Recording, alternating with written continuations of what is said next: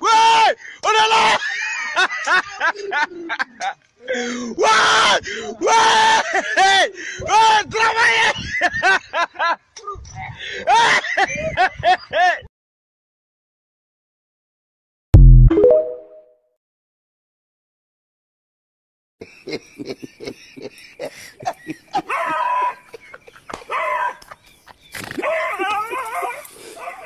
Allez, Bobo.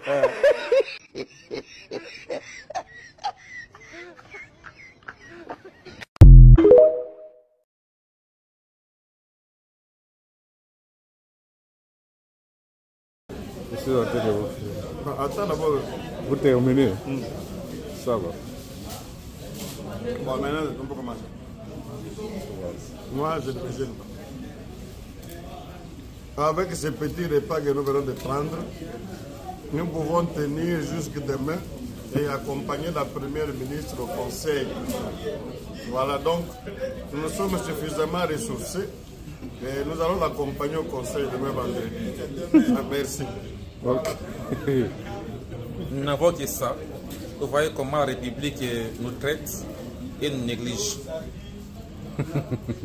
Le président Loubo, professeur ordinaire, saboté, négligé par les gens qu'il a formés. Quelle déception, notre beau pays. Une dame peut parler? Oui, oui. Comme Ndaya, je vais parler. Mais un peu de personnes déprotégées. Elle m'a dit assis là.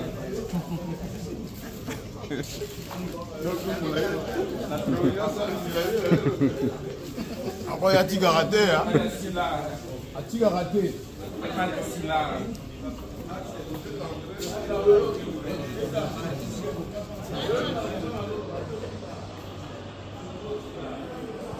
Nous voici là. On est là.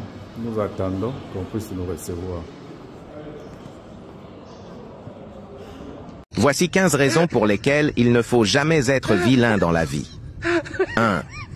Quand tu es vilain, les gens pensent direct que tu es méchant. 2. Quand tu es vilain, on croit que tu as la force. Du coup, tes amis te mettent toujours dans tout palabre. 3. Quand tu es vilain, on pense toujours que tu es âgé. 4. Quand tu es vilain, que quelqu'un lâche un pet en public, c'est toi qu'on regarde en premier. 5. Quand tu es vilain, on pense toujours que tu es fidèle, parce qu'on croit que tu n'as pas trop de choix. 6. Quand tu es vilain et que tu es riche, les gens disent direct, lui, il a fait médicament d'argent. 7. Quand tu es vilain, que quelqu'un perd son argent dans la cour, c'est toi qu'on soupçonne en premier. 8. Quand tu es vilain, on pense que tu es supporter du Real Madrid. Pourquoi? Personne ne le sait.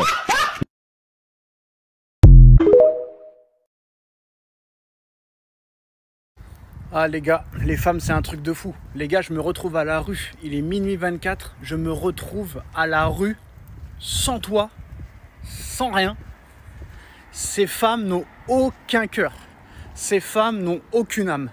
Tu fais tout pour elles et en remerciement, elles te plantent un couteau dans le dos, dans le ventre, partout. L'hypocrisie, la manipulation, c'est exceptionnel chez elles, c'est inné. Je ne pense qu'elles ne le travaillent même pas. Et je suis pas le seul gars, je pense, à subir ça. Mais franchement, là, les gars, je me retrouve dans une situation où je vais devoir appeler sûrement le SAMU ou le 115 pour essayer de trouver une solution, parce que là, je me retrouve à la rue. Je n'ai plus de logement, je n'ai plus rien. Quoi qu'il en soit, cette personne, je ne veux plus la voir. Je ne veux plus avoir aucun lien avec elle. Et je préfère être SDF à vie que plutôt retourner là-bas et rester auprès de cette personne. Honnêtement, c'est incroyable. Je crois que d'être un homme, c'est la chose la plus compliquée qui existe. Honnêtement. Frère, tu fais tout. Tu travailles comme un chien. Tu offres tout à cette personne. Un confort exceptionnel. Tu lui offres des voyages. Tu lui offres des restos. Tu lui offres des moments exceptionnels. tu lui offres le plus grand confort possible et imaginable, et après, comme remerciement, qu'est-ce que tu as? L'enfer, la guerre, le conflit perpétuel, quotidien, du matin au soir, 24 heures sur 24, 7 jours sur 7. Et ben là, je vais vous dire les gars, plus jamais. Plus jamais. Là, je suis SDF. À partir de maintenant, à partir de minuit 20, je suis SDF. Et je préfère rester SDF, les gars, plutôt que de retourner là-bas et de l'ignorer, par exemple. Et non, je peux pas. C'est pas possible. Comment une personne peut faire autant de mal à une autre personne alors que toi, tu as tout fait pour elle? Honnêtement. Et ça, c'est une leçon de la vie, les gars. Plus jamais, mieux vaut être seul que mal accompagné. Ça, je vous le dis. Et là, moi, dans mon cas, j'ai perdu mes parents. Je n'ai ni frère ni sœur. Plus de famille. Plus d'amis. Et là, la seule personne qui me restait, je suis obligé de partir parce que sinon, je me mets la corde au cou. Alors, c'est soit je me mets la corde au cou, ou soit je finis SDF. Et je préfère être SDF. Parce que même un SDF aura plus de liberté. Ça, c'est sûr et certain. En tout cas, la vie est misérable. Ces femmes sont misérables. Quel est le but de ces femmes de faire du mal gratuitement, surtout quand tu as tout donné? Je n'aurai pas la réponse à vous donner, mais très clairement, plus jamais je ferai confiance à une femme. Plus jamais j'aiderai une femme. Plus jamais j'aimerai une femme. Je resterai seul à vie, je vous dis la vérité, jusqu'à ce que j'aille dans la tombe. Jusqu'à que je sois dans la tombe, plus jamais je rendrai service à une femme, plus jamais j'aiderai une femme, plus jamais j'écouterai une femme, plus jamais je fréquenterai une femme. Vous allez me dire dans les commentaires, toutes les femmes ne sont pas comme ça. Pour moi, elles sont toutes comme ça. Voilà, très clairement. Et là, ce que je viens de vivre, ces 4 dernières années, sont les 4 dernières années les plus compliquées, les plus dures que j'ai vécues. J'ai perdu mon père il y a à peine 1 mois.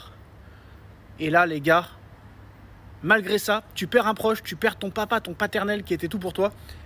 Et la femme, avec qui tu es depuis des années, doit te soutenir, doit te consoler, doit t'aider.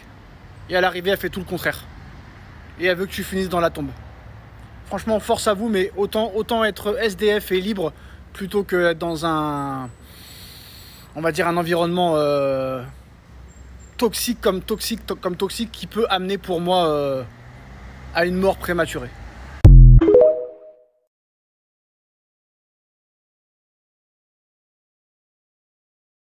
Regardez pourquoi il ne faut faire confiance en personne.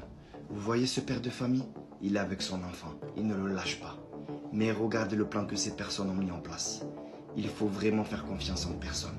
Il faut toujours être sur ses gardes. Ils sont dans un hall de métro. Il y a énormément de monde. Mais ça ne va pas empêcher ces personnes d'agir. Au contraire. Ces personnes savent très bien ce qu'ils font. Regardez, ils s'organisent. Ils vont distraire ce père de famille. Et il ne va pas se rendre compte que c'est une stratégie de leur part. Regardez, ils attendent que le métro arrive pour qu'il y ait beaucoup de monde et pour pouvoir agir. Regardez, c'est à ce moment-là que leur plan commence. Pendant que cette personne va parler à ce père de famille et lui demander un service ou un renseignement, son complice va agir. Et regardez le monde qui commence à avoir. Plein de personnes sortent de ce métro. C'est ce qu'ils attendaient. Ils ne sont sûrement pas à leur premier coup. Il faut partager cette vidéo à tout le monde. Regardez. Et là, c'est trop tard.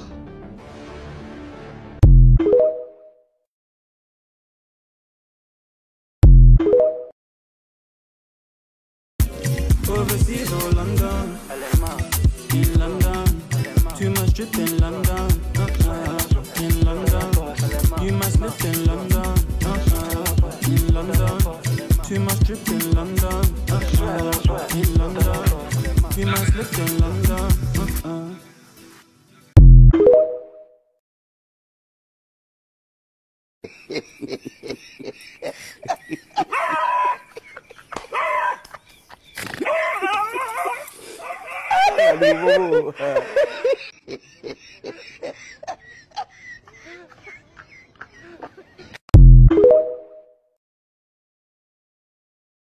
Masta, un homme est comme un moustique. Tant qu'il ne t'a pas piqué, il va seulement chanter dans tes oreilles. Hein?